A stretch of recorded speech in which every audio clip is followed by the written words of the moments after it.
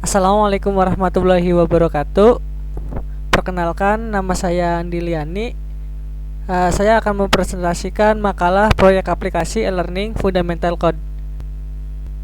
Diajukan untuk memenuhi tugas ujian akhir semester UAS mata kuliah Sistem Media Interaktif.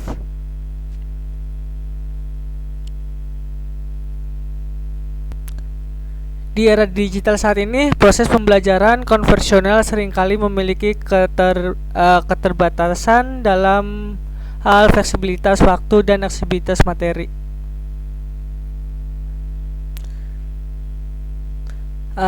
Ini untuk daftar isinya.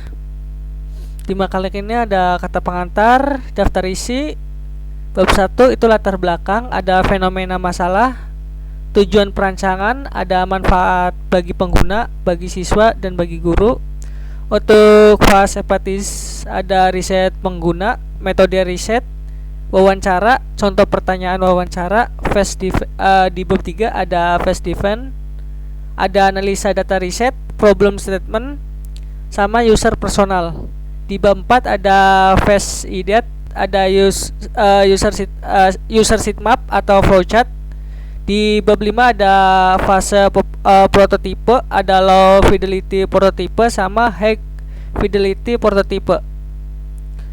Di bab 6 ada fase pengujian, metode pengujian, sistem usability scale, terus prosedur dan skenario pengujian, analisa dan sarana perbaikan, kesimpulan dan daftar pustaka.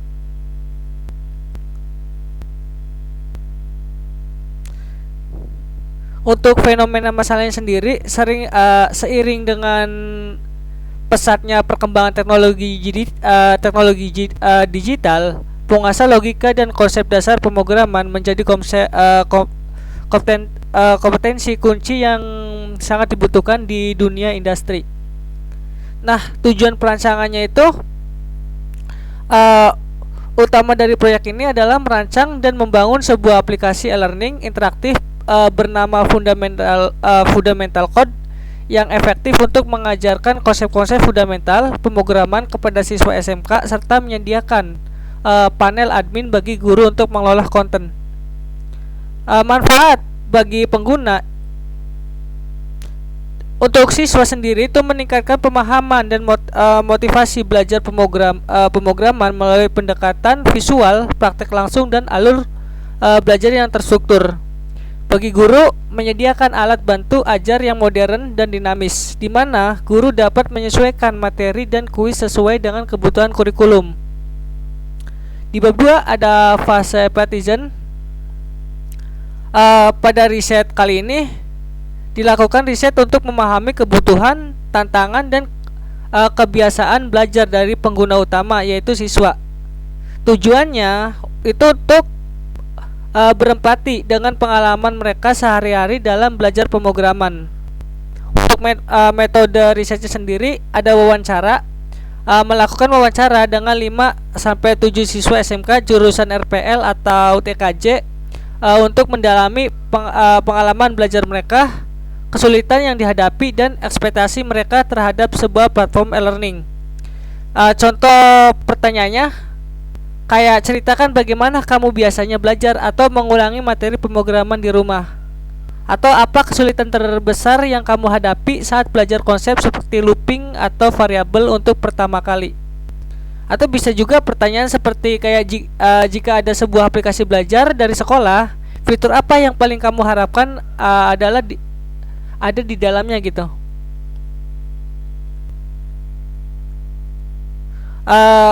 Catatan karena keterbatasan waktu dan untuk fase ini dimulasikan berdasarkan asumsi tentang target pengguna dalam proyek nyata. Terus di bab 3 ada fase defense, analisa data riset. Yang pertama itu siswa membutuhkan visualisasi untuk memahami konsep abstrak. Yang kedua itu mereka termotivasi oleh feedback instan seperti mengetahui langsung hasil kuis atau latihan. Yang ketiga itu materi yang terstruktur, bab dan subbab lebih mudah diikuti daripada teks panjang tanpa jeda gitu. Terus untuk bagian keempat, tampilan yang rumit dan navigasi yang tidak jelas membuat mereka kehilangan minat. Problem statement. Berdasarkan analisa, problem statement dirumuskan sebagai siswa SMK jurusan ini membutuhkan sebuah platform pembelajaran pemrograman yang terstruktur dan interaktif yang memungkinkan mereka untuk memvisualisasikan konsep abstrak yang mendapatkan umpan balik instan atas pemahaman mereka. User personal. Di sini ada nama orang yang diwawancara, ada nama, usia, kelas, terus bionya, goals sama frustration. Misalnya bionya ini, Rian adalah siswa yang tertarik dengan game dan teknologi. Ia cepat bosan dengan pembelajaran yang hanya berisi teks dan teori. Ia lebih suka belajar dengan cara mencoba langsung dan melihat hasilnya. Goalsnya, yang pertama itu ingin bisa membuat program atau aplikasi sederhana sendiri. Yang kedua, ingin bisa belajar materi secara fleksibel dan mengulanginya kapan saja. Yang ketiga, ingin tahu bagaimana dari konsep pemrograman yang belum ia kuasai. Untuk frustration, yang pertama itu buku cetak pemrograman terlalu tebal dan membosankan. Yang kedua, sulit membayangkan bagaimana sebuah kode dieksekusi hanya dari penjelasan guru. Yang ketiga, tidak tahu harus mulai dari mana saat diberi tugas coding. Ada fase edit, ada user statement atau flowchart. Di sini ketika mulai, dia membuka aplikasi. Setelah aplikasi buka, muncul halaman login. Setelah halaman login, dia ada kondisi input kredensial. Ketika loginnya gagal, dia akan kembali ke halaman login. Tapi ketika si loginnya ini berhasil, maka akan muncul halaman dashboard. Di halaman dashboard ada pilih modul, lihat profil, sama logout. Ada dua nih, di halaman dashboard ada pilih modul sama lihat profil. Di lihat profil, dia bakalan keluar halaman baru namanya logout. Nah, ketika logout, dia bakalan kembali ke halaman login. Tapi ketika logoutnya tidak jadi, dia akan kembali lagi ke halaman dashboard. Nah, untuk pilih modul, ada halaman materi. Dari halaman materi ke kerjakan kuis. Dari kerjakan kuis ada ke halaman hasil. Nah, proses ini dia akan kembali lagi ke halaman dashboard. Logikanya seperti itu ya untuk forsetnya. Nah, tautan diagram live-nya kita bisa klik di link ini. Di link ini ya, open link. Nah, dokumentasi alur aplikasinya kita bisa ngelihat dari sini juga, dari URL. Terus fase prototipe, low fidelity prototipe atau storyboard. Untuk rancangan awalnya layar siswa itu ada 6 halaman. Yang pertama itu halaman login, halaman dashboard, halaman detail materi, halaman kuis, halaman hasil kuis, sama halaman profile. Nah, untuk layar guru ada 2 halaman di sini, ada panel admin sama editor modul. Editor modul ini untuk membuat atau mengedit judul, deskripsi, bab, subbab, dan kuis. Nah, untuk panel admin, daftar modul dengan opsi edit dan tambahkan modul baru atau create. Edit itu untuk update. Hook Fidelity Prototype. Rancangan Hook Fidelity diwujudkan langsung dalam bentuk aplikasi web fungsional. Teknologi yang digunakan itu ada front-end library pakai React, with toolsnya Vue.js. Routingnya ada Recruiter DOM versi 6 menggunakan hash router. State managementnya pakai React Context API. Ada diagram rendering menggunakan Mermaid.js. Deploymentnya menggunakan GitHub Pages. Ada struktur proyek di sini. Di sini ada SRC common, itu untuk komponen UI yang dapat digunakan kembali. Ada search context, state management global, out context atau modul context. Ada search data untuk mock data awal untuk modul. ada share spek komponen untuk setiap halaman kayak login, dashboard. Uh, Terus ada disk untuk folder hasil build produksi untuk deployment. Ada tautan aplikasi live, kita bisa ngeliat di sini aplikasinya. Di sini halamannya http://technogenx.github.io learning karena deploymentnya menggunakan GitHub. Jadi di sini ada kodenya github.io. Kita open link aja aplikasinya. Nah, ini tampilan aplikasinya. Ketika si linknya itu diklik, dia langsung ke halaman login. Nah, ketika masuk baru ke halaman dashboard. Nah, untuk di samping ini halaman profil. Nah, kita bisa logout dari sini. Ketika logout, dia bakal kembali ke sini, ke halaman login.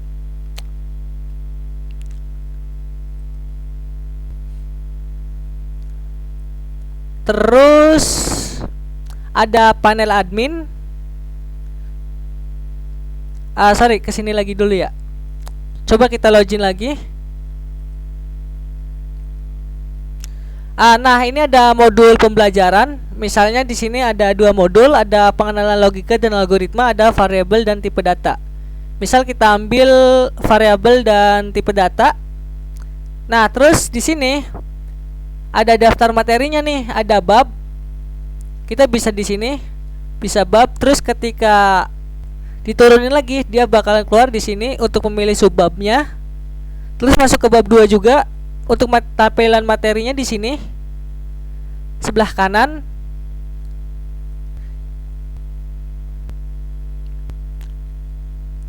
Terus untuk tampilan kuis di akhir ini, akhir subbab, di akhir bab dan akhir subbab dia bakalan ada tombol selesai dan kerjakan kuis. Nah, kita ketika selesai dan kerjakan kuis, tampilan kuisnya seperti ini. Misalnya ada 2 pertanyaan di sini untuk kuis variabel dan tipe data. Misalnya tipe data untuk hello world adalah integer, boolean, string, float. Misalnya kita string. Selanjutnya, terus manakah dari berikut ini yang merupakan nama variabel yang valid? 1 nama saya, nama underscore saya, atau for. Misalnya nama saya. Selesai. Nah, ketika ada yang salah dari pertanyaan itu, dari hasil kuisnya dia akan menunjukkan skor. Hasilnya 50 karena salah 1 dan benar 1. Bisa coba lagi untuk hasilkan yang lebih baik. Kita bisa kembali ke dashboard. Untuk tampilannya seperti itu. Terus lanjut ke panel admin. Untuk panel admin di sini admin untuk guru, ada manajemen modul. Nah, untuk para guru atau pengajar ditambahkan modul guru tambah modul baru. Di sini kita bisa klik materinya, judul materinya apa, deskripsi singkat. Terus ada tambahan. Nah, kalau kita ngelihat konten materi, kita bisa untuk para guru ya, kita bisa ngelihat bagaimana teknik menulis judul babnya dari sini. Untuk konten materi kita ini untuk nulis judul bab. Nah, terus judul subbabnya kita bisa edit di sini. Nah, untuk konten subbabnya kita di sini. Ketika kita pengen menambahkan subbab, tinggal tambahkan subbab di sini, klik tombolnya. Nah, dia bakalan menambahkan from untuk penambahan subbab. Terus ketika pengen nambahkan bab baru, kita tinggal ketik klik tombol ini, tambahkan bab. Nah, dia bakalan ngasih from lagi untuk judul bab 2-nya apa. Nah, untuk editor quiz kita bisa tambahkan pertanyaan di sini. Nah, ketika sudah dibuat, kita tinggal simpan modul. Selesai. Kayak gitu. Nah, ketika udah simpan modul, si modulnya itu bakalan ada di sini. Di dashboard modul pembelajaran. Jadi langsung bisa dilihat oleh siswa.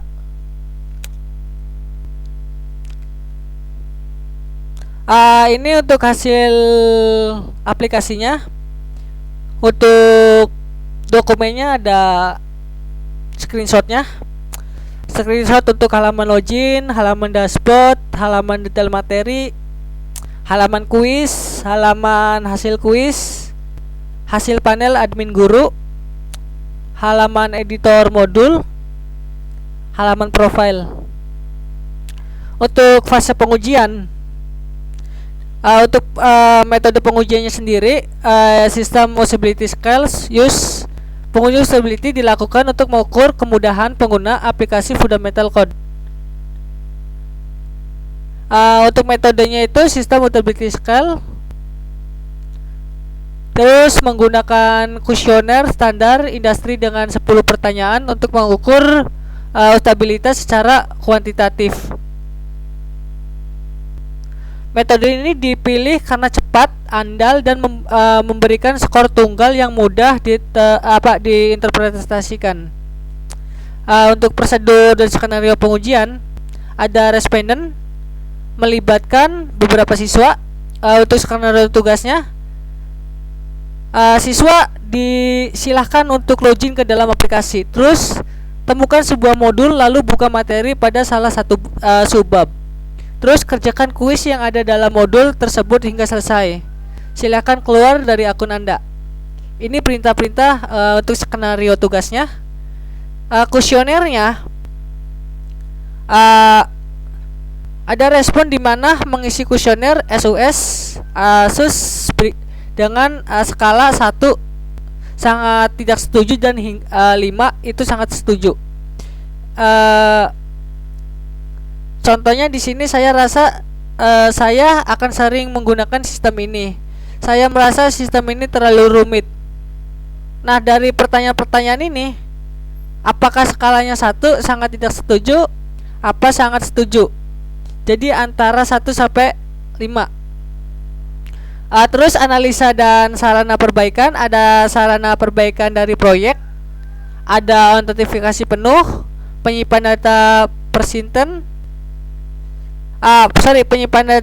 penyimpanan data per sistem, variasi konten, sama gamifikasi.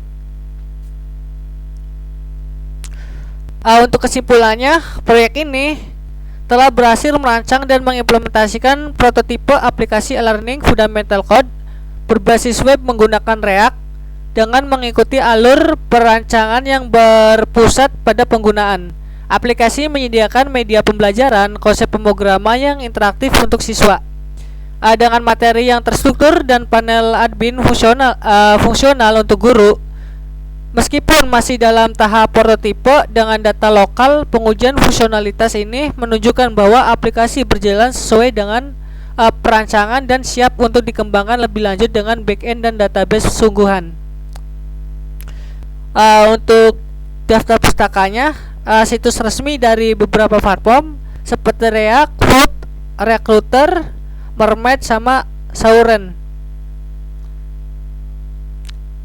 Sekian aja presentasi untuk UAS kali ini. Assalamualaikum warahmatullahi wabarakatuh.